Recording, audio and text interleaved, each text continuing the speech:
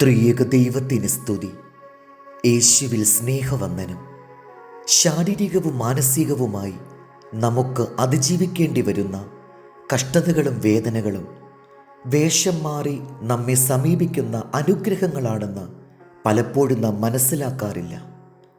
വേദനയോടുള്ള നമ്മുടെ പ്രതികരണമാണ് അതിൻ്റെ ശക്തി കുറയ്ക്കുകയോ കൂട്ടുകയോ ചെയ്യുന്നത്.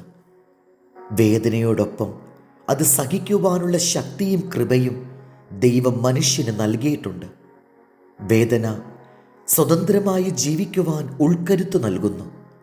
നമ്മിൽ ഉറങ്ങിക്കിടക്കുന്ന ഉൾക്കരുത്ത് ഉണർത്തപ്പെടുന്നതിനും നന്മയുടെ വെളിച്ചം കണ്ടെത്തുന്നതിനും ജീവിതത്തിലെ കഷ്ടതകളും വേദനകളും ദുരവസ്ഥകളും ഉപകരിക്കുന്നുവെങ്കിൽ സഹനങ്ങളെ കൃപകളായി കണ്ട് സ്വീകരിക്കുക. പാടത്തു പണിയെടുക്കുന്ന മണ്ണിൻ്റെ മക്കൾ ചിലപ്പോൾ പാതവക്കിൽ വെച്ചോ പണിസ്ഥലത്ത് വെച്ചോ അവരുടെ സ്ത്രീകളിൽ ചിലർ പ്രസവിക്കുന്നു. അടുത്ത ദിവസം തന്നെ സാധാരണ ജോലികളിൽ ഏർപ്പെടാൻ അവർക്ക് പ്രയാസവുമില്ല. അവരെ സംബന്ധിച്ചിടത്തോളം പ്രസവം ശരീരത്തിൻ്റെ ഒരു പ്രക്രിയ മാത്രം. അവർ അതിനെ ഭയപ്പെടുന്നില്ല.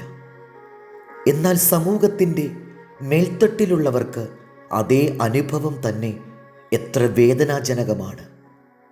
മനുഷ്യൻ്റെ ആത്യന്തിക നന്മയ്ക്ക് വേണ്ടി പ്രകൃതിയുടെ സംവിധാനങ്ങളിൽ നെയ്ത് ചേർത്തിട്ടുള്ളതാണ് രോഗവും വേദനയും. മനുഷ്യ ശരീരത്തിൻ്റെ കേടുപോക്കലിനു വേണ്ടി പ്രകൃതി ഒരുക്കുന്ന ഒരനുഗ്രഹമായിട്ടാണ് രോഗക്കിടക്കയെ നാം കാണേണ്ടത്. അതുകൊണ്ട് കഷ്ടതകളുടെയും വേദനകളുടെയും നേരെ ബോധപൂർവമായ മനോഭാവം നമുക്കുണ്ടാകണം. ശാരീരികവും മാനസികവുമായ വേദനകളെ കീഴ്പ്പെടുത്തുന്നവരാണ് ജീവിതത്തിൽ വിജയം വരിക്കുന്നത്.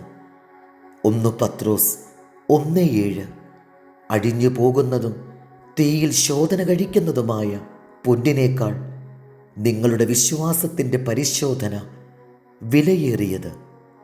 ദൈവം നമ്മെ അനുഗ്രഹിക്കട്ടെ.